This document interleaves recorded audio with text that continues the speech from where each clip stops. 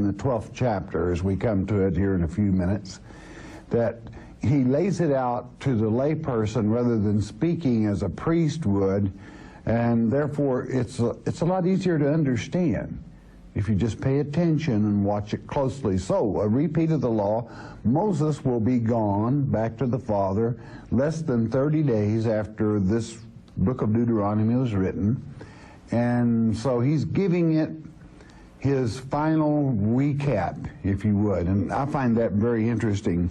He had completed in chapter 11 in the last lecture with God's word in verse 36, where God says, hey, I want your love, but I'm going to give you a choice. I'm going to put before you this day a blessing and a curse. And it's up to you, beloved, whether you choose the blessing or the curse. He's made it very simple in the 10th chapter, what he requires of you. And it's something you never want to forget. And what in verse 12 of chapter 10, let's read it before we even begin today. We did in the last lecture. And now, Israel, what doth the Lord thy God require of thee but to fear the Lord thy God, to walk in all his ways, and to love him?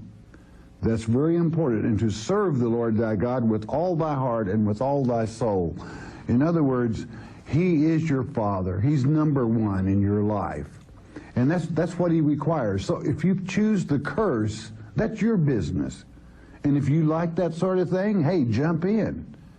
But I guarantee you the water's hot. So we'd covered down to the 29th verse, and we're still in the subject of the curse and the blessings. Now, there are, in verse 27 and 28, two huge ifs. And those ifs define what places you under the curse or under the blessing. So don't ever forget it. Verse 29, we pick up there, we go with it. And it shall come to pass, when the Lord thy God hath brought thee in unto the land whither thou goest to possess it, that thou shalt put the blessings upon Mount Gerizim, that means cuttings, and the curse upon Mount Ebal. Now, Mount Ebal is a bald mountain. There's nothing there. I mean, not even the wild donkeys know better than to go there trying to pick something up, but a lot of people haven't got any more sense than that. They'll take the cursings, and there's no food there. Now, what is he saying here? You'll get the very richest of cuttings of the truth. That means to partake of, if you choose the blessings. But if you go up on that bald knob all by yourself, choosing the cursings, there's no food for thought.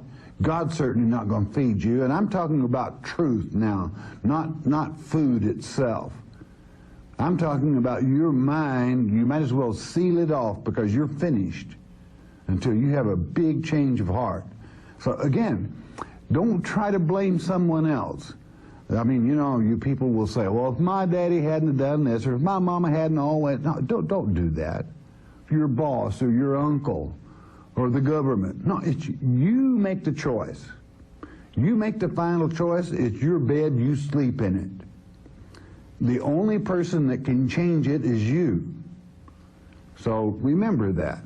It's like if someone, example, decides they want to quit drinking. You can talk to them, preach to them, lay down the law, pick up the law, until they themselves within their own heart and mind decide they want to quit. They're not going to. So each person makes their own bed. And I have if you ever want to just take a short trip to the truth rather than let someone con you or anything else, listening to sob stories, your life, you made the choice, hey, either fix it or enjoy it, one or the other. The choice is blessings or cursings. God makes that very clear, and I think that the analogy of Gerizim and Ebal make it very clear. Cuttings of the finest of alfalfa to eat, or an old bald knob that a wild donkey can starve to death on. Which will you take? Verse 30. Are they not on the other side Jordan, by the way where the sun goeth down in the land of the Canaanites? which dwell in the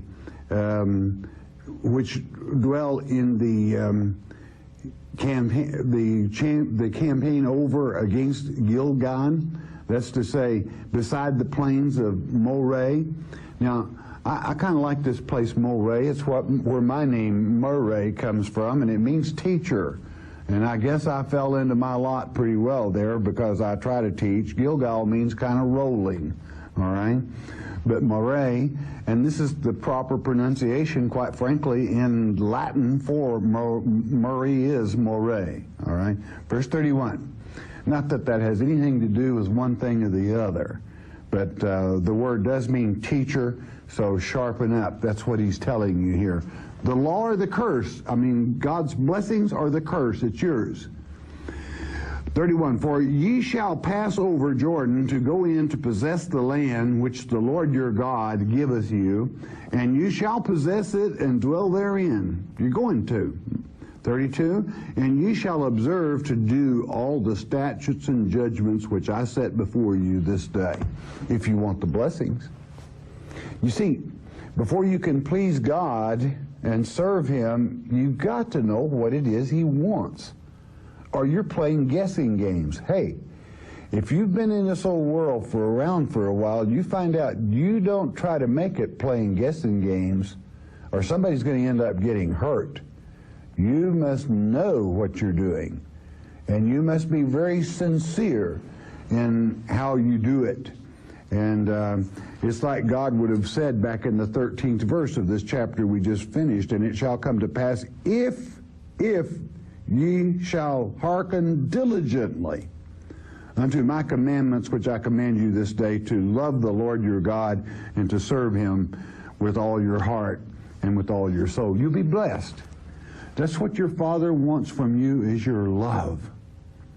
He created you for His pleasure.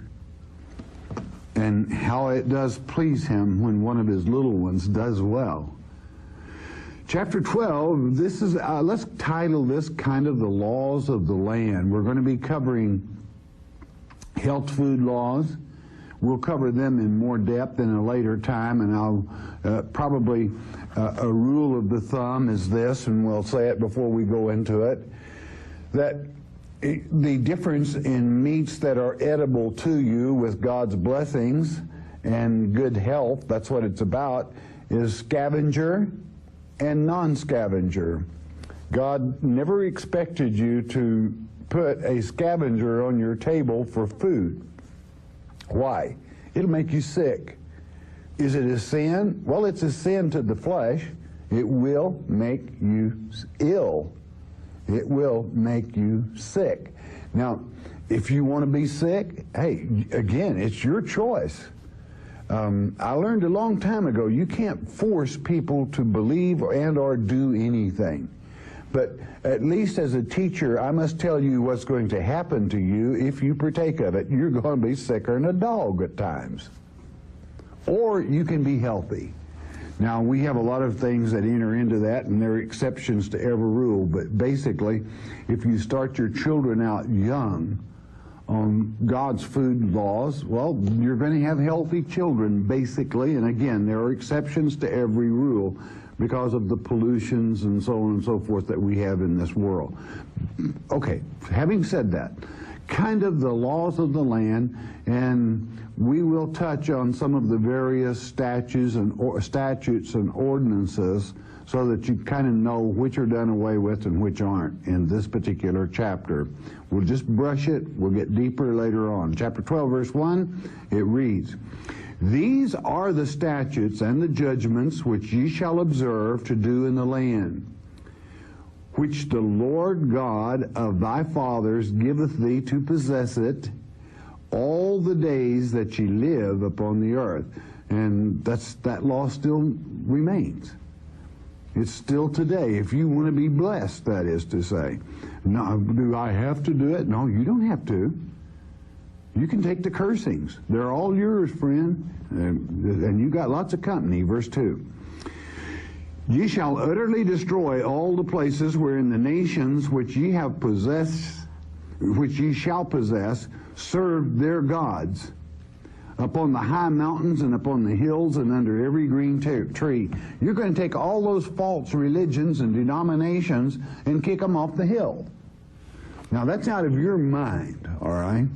That's God is jealous. He doesn't like competition, but mainly it's for their purpose and their blessings. Why?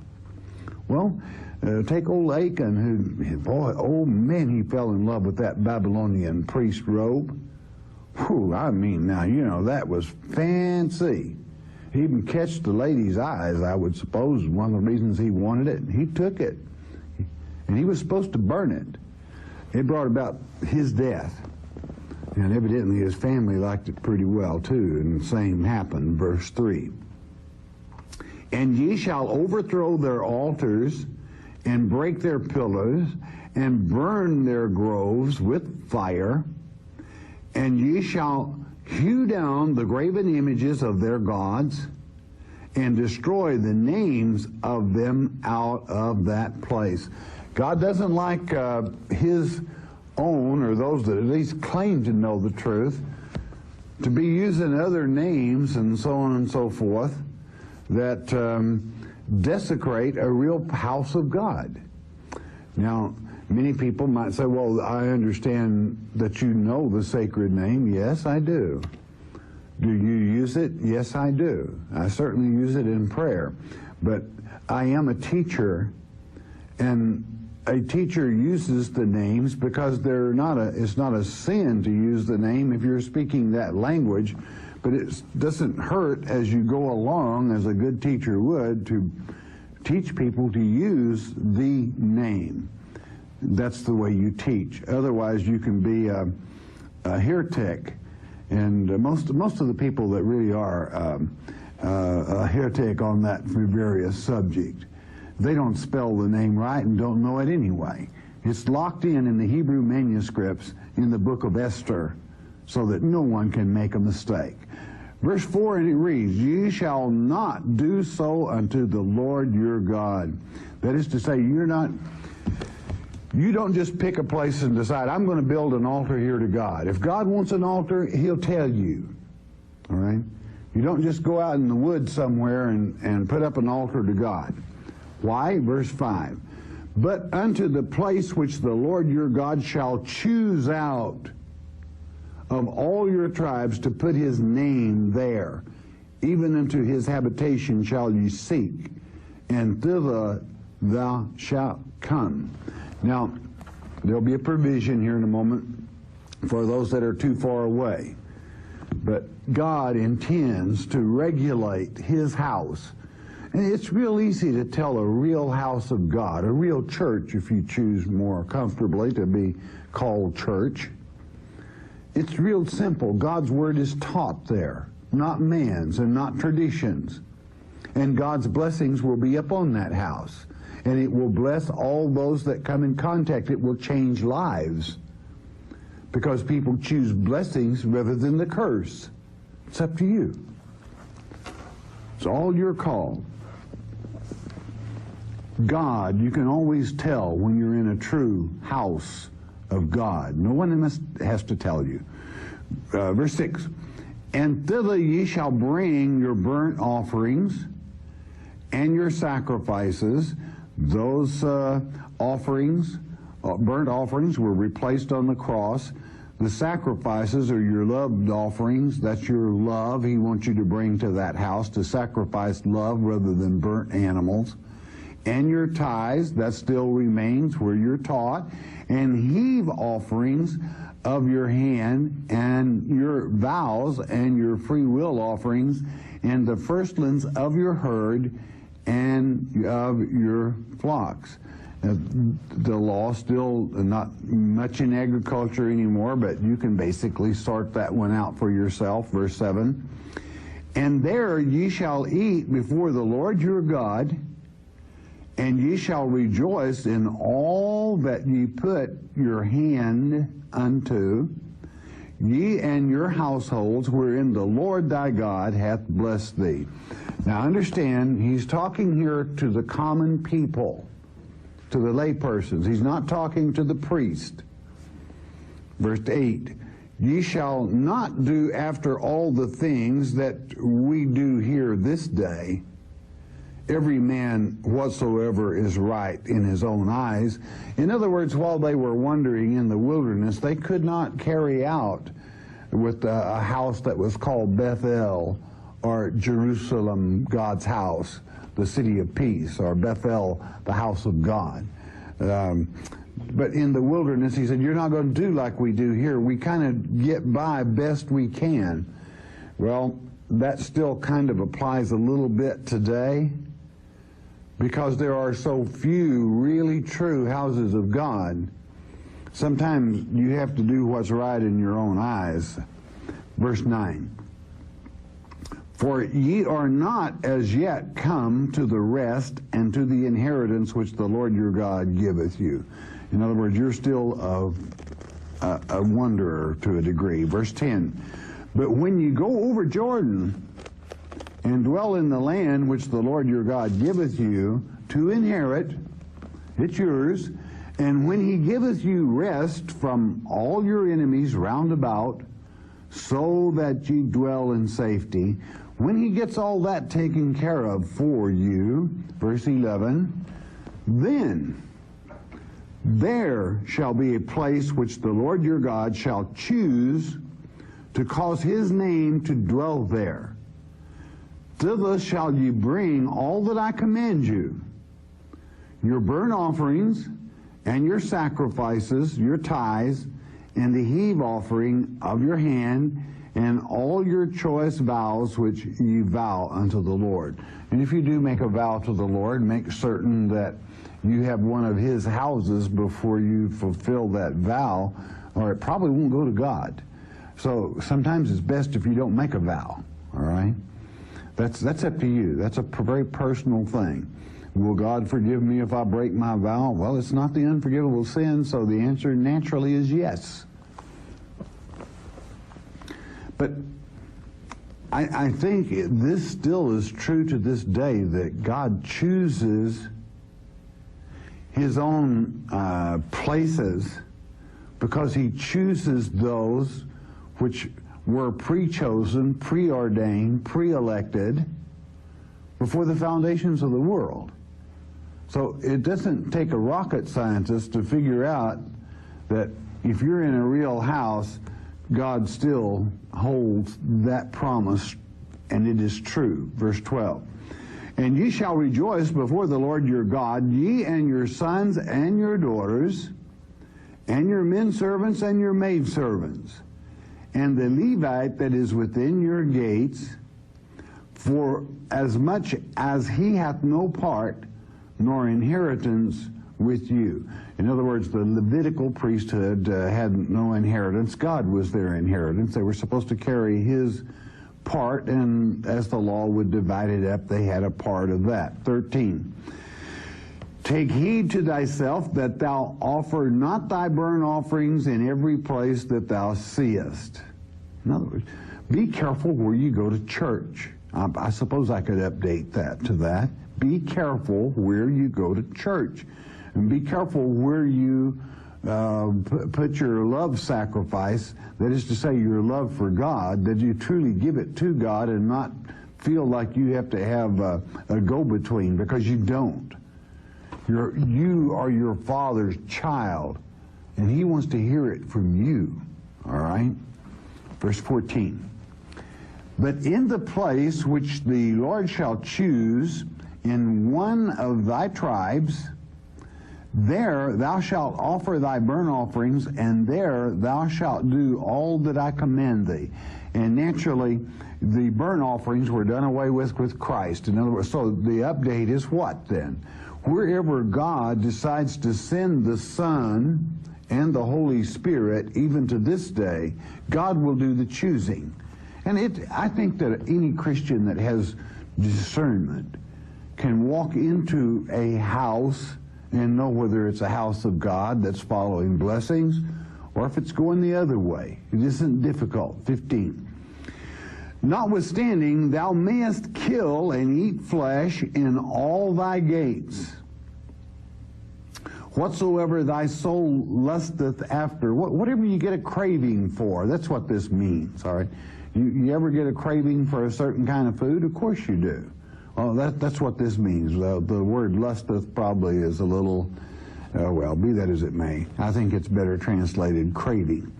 According to the blessing of the Lord thy God, which he hath given thee, the unclean and the clean may eat thereof, as of the roebuck and as of the hart.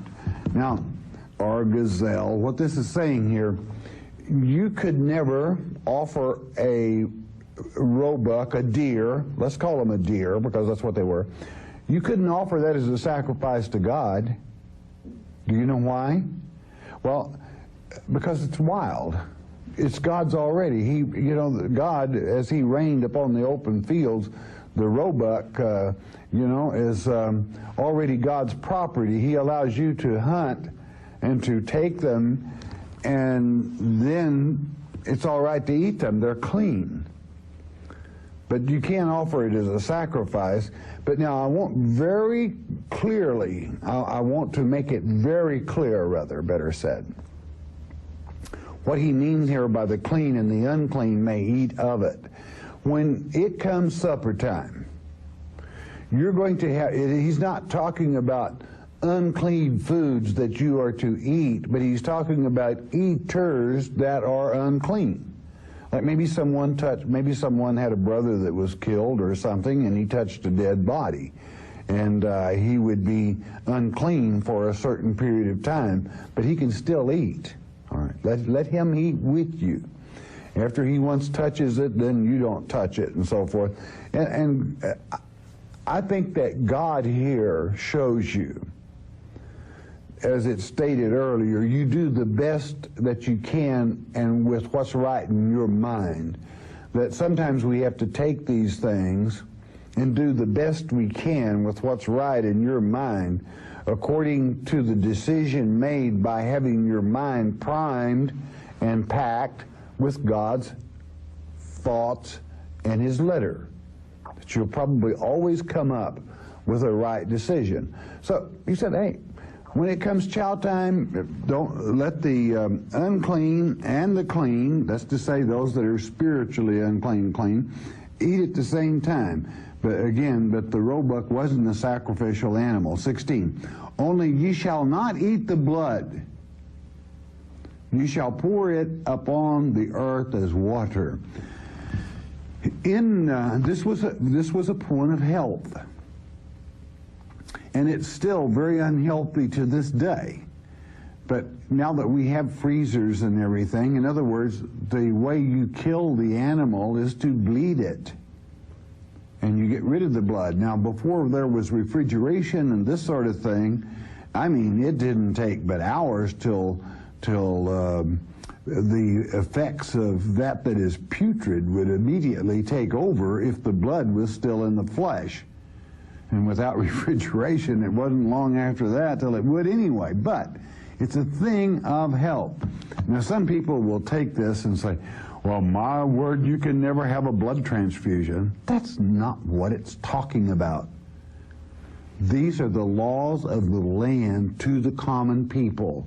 And I call all of us the common people aside from the priesthood. Do you understand what I'm saying? It is the way you are to live. And sometimes you have to make that call. And if you make it asking his wisdom, he's going to honor it pretty well. But this means that anything that is not bled properly before you partake of it, even if it's a clean animal, it's not good for you. Verse 17, thou mayest not eat within thy gates the tithe of thy corn, or of thy wine. Now notice the difference. Now what are we talking about? The tithe of your corn and wine. Or of thy oil, or the firstlings of thy herds, or of thy flock, nor any of thy vows which thou vowest, nor thy free will offerings, or heave offerings of thine hand. In other words, you can eat God's part. Listen carefully, 18. But thou must eat them before the Lord thy God in the place which the Lord thy God shall choose. Thou and thy son and thy daughter and thy manservant and thy maidservant and the Levite that is within thy gates, and thou shalt rejoice before the Lord thy God in all that thou puttest thine hands unto. And of course this goes into a point of law that I choose not to go to at this time, that part that was God's. Well, namely, let's take part that's God's is the fat. God says, I don't want you eating the fat. It's not healthy for you. The fat belongs to me. So one of the first things that will happen to you if you get ill today, they'll say, leave fat alone. Don't take in too much fat. Okay? So finally man catches up, does he not? Verse 19. Take heed to thyself that thou forsake not the Levite as long as thou livest upon the earth. In other words, you always take care of that one that was responsible for keeping the commandments in good shape. 20. When the Lord thy God shall enlarge thy border, when you get to be a bigger country, as he hath promised thee, and thou shalt say, I will eat flesh, because thy soul longeth to eat flesh. In other words, you got a hankering for it, all right? Thou mayest eat flesh whatsoever thy soul lusteth after or has a craving for. You see, now, does that make God a bad person? And again, he's not telling you it's all right to eat scavengers. He only created certain foods to be partaken of. And I can hear it right now, some of these revolving revs saying, well, apparently he's never read 1 Timothy chapter 4. Because it says there, never let a man judge you in your meat. It also says never let a man judge you in your marriage, all right? But what does it say about this meat thing? They like to quote verse 4, and they just read right over verse 3. It says, never let a man judge you about the meat you partaken of those things God created to be received. He didn't create the scavenger to be received. And that's what he's telling you here, is what can be received and what can't. So, I don't know where the art of reading with understanding has gone to. It's simple enough that a child can read it and understand it, but some yo-yo that's primed up with traditions has great difficulty making common sense out of the simplicity in which Christ taught. It's kind of sad, isn't it? Verse 21. If the place which the Lord thy God hath chosen to put his name there be too far from thee, then thou shalt kill of thy herd and of thy flock, which the Lord hath given thee, as I have commanded thee, and thou shalt eat in thy gates whatsoever thy soul lusteth after or has a hankering for. So you see, God isn't difficult. Listen carefully, 22. Even as the roebuck and the hart is eaten, so thou shalt eat them. The unclean and the clean shall eat of them alike. Now again, the clean and the unclean, there would be some people that says right there you could eat the clean and the unclean both. No, that's not what it said. It said the eaters can eat the clean, but the eaters can be clean or unclean spiritually and partake of it. Father is very gracious, and his parameters that he sets on our behavior are really pretty simple to follow. Verse 23. Only be sure that thou eat not the blood, for the blood is the life, and thou mayest not eat the life with the flesh. And naturally it is true that it is the blood itself that carries the oxygen and the properties themselves, the metabolism carried through them that nourishes and feeds the body, that keeps it alive. and you're not supposed to eat something that's alive. So it's very important that an animal be bled properly. Some might say, well, isn't that a ritual? Well, not necessarily.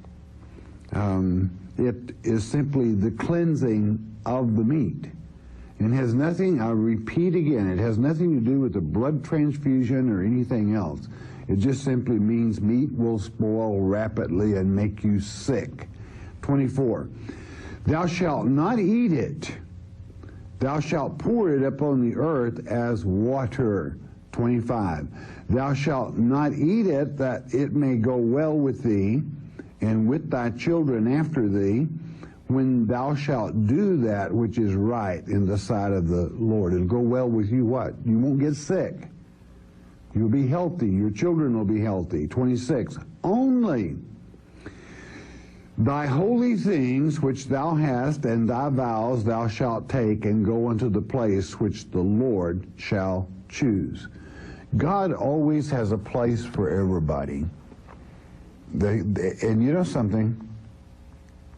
I think sometimes it's a secluded place in the country that is a special place by a stream or on a mountaintop. It can be. It doesn't have to be a church building. It's a special place for one to pray, to communicate with the Father, that enriches their life simply by meditating one-on-one with the Father. But as far as the vows, meaning in the pay of the teacher, God will have houses, and especially, that's so simple I choose not to even explain it any further. 27, and thou shalt offer thy burnt offerings, which now is your love for God. Christ gave that offering for one and all times. The flesh and the blood upon the altar of the Lord thy God, and the blood of thy sacrifices shall be poured out upon the altar of the Lord thy God, and thou shalt eat the flesh. And verse 28 to complete. Observe and hear all these words which I command thee, that it may go well with thee and with thy children after thee forever. In other words, that you'll simply be healthy. These are health laws. When thou doest that which is good and right in the sight of the Lord thy God. Now that was a very simple brush over of God's health laws. And we'll be going into them more in depth, so hang on as we go through this book. But that'll give you kind of we'll cultivate a little spot of ground here and get ready to plant the deeper seeds as we move along. Judgment usually had to do with the issues of morality. That was always done in the gate, and it was usually done by someone that knew God's law quite lengthy and could judge between two after hearing both sides of the story, so on and so forth, as laws would apply. Here you have those health laws. Health laws are not a sin like to hell, but it's a sin to the flesh, because you're going to be sick if you don't follow them as best you can. And the good Father alone only knows, in this polluted world today, where we poison ourselves on every corner, by that I mean every time you turn a corner, there's more pollution. Certainly we have illness, but it does help to do it His way. Don't miss the next lecture.